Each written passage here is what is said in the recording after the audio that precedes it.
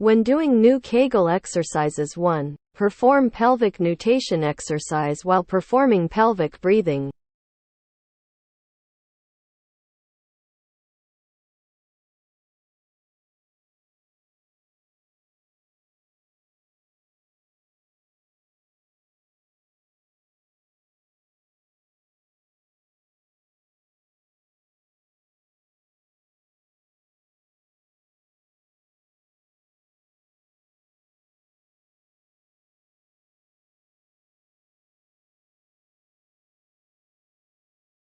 The pelvic diaphragm is composed of the puborectalis, iliacoccygeus, coccygeus, and pubococcygeus muscles.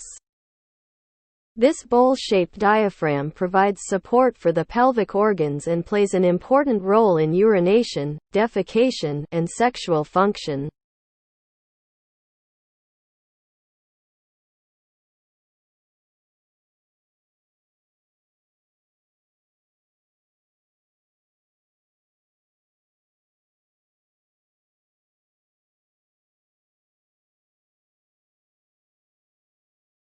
The thoracic diaphragm is a dome-shaped muscle.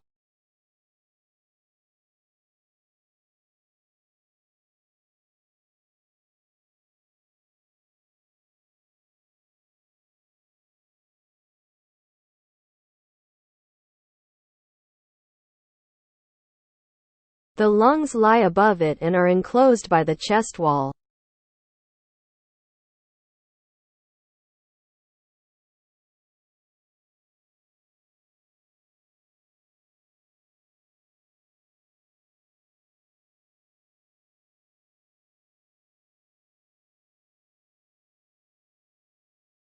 The abdominal cavity is the space between the thoracic diaphragm and the pelvic inlet, and the pelvic cavity is the space between the pelvic inlet and the pelvic diaphragm. And the abdominal and pelvic cavities are collectively called the abdominopelvic cavity.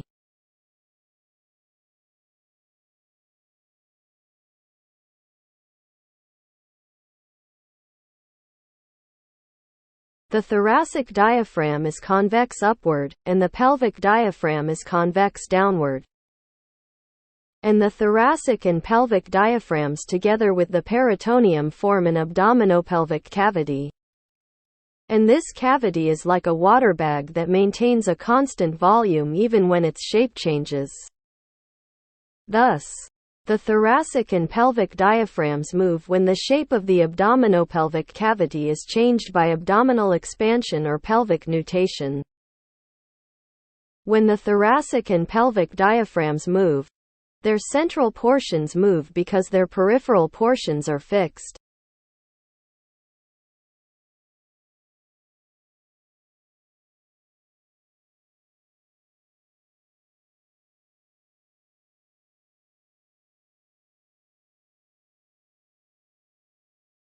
Abdominal breathing is a breathing technique in which the abdominal cavity is expanded on inhalation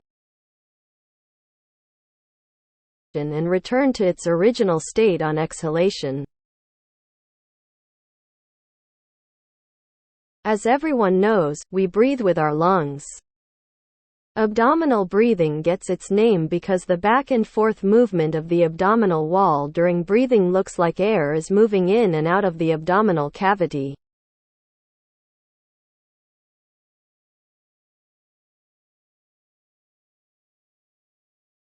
When we inhale with abdominal breathing, the central part of the thoracic diaphragm moves further down than in normal breathing.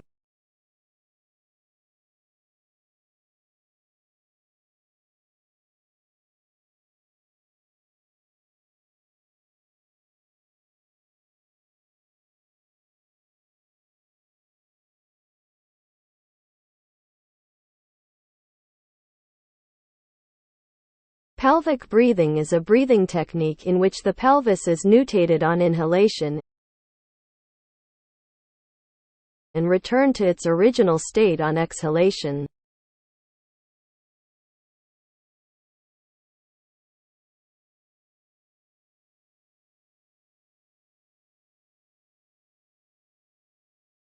When we inhale with pelvic breathing, the central part of the pelvic diaphragm moves up,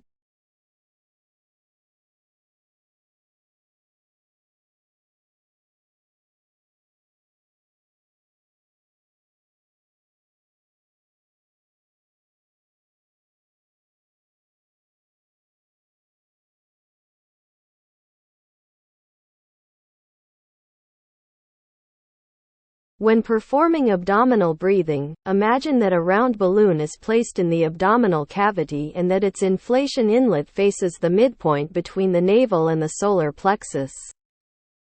And then imagine that the round balloon is inflated with the breath inhaled through the midpoint between the navel and the solar plexus. Let's do abdominal breathing together. Inflate the round balloon as you inhale deeply through the midpoint between the navel and the solar plexus.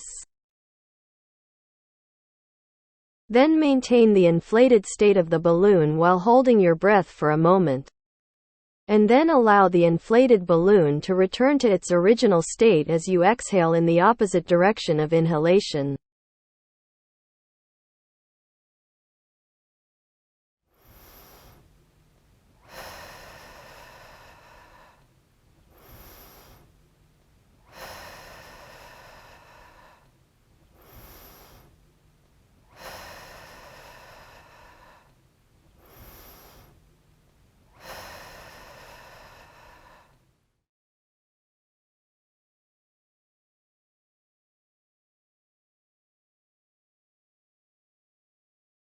When performing pelvic breathing, imagine that a round balloon is placed in the pelvic cavity and that its inflation inlet faces the pubic symphysis. And then imagine that the round balloon is inflated with the breath inhaled through the pubic symphysis. Let's do pelvic breathing together. Inflate the round balloon as you inhale deeply through the pubic symphysis. Then maintain the inflated state of the balloon while holding your breath for a moment. And then allow the inflated balloon to return to its original state as you exhale in the opposite direction of inhalation.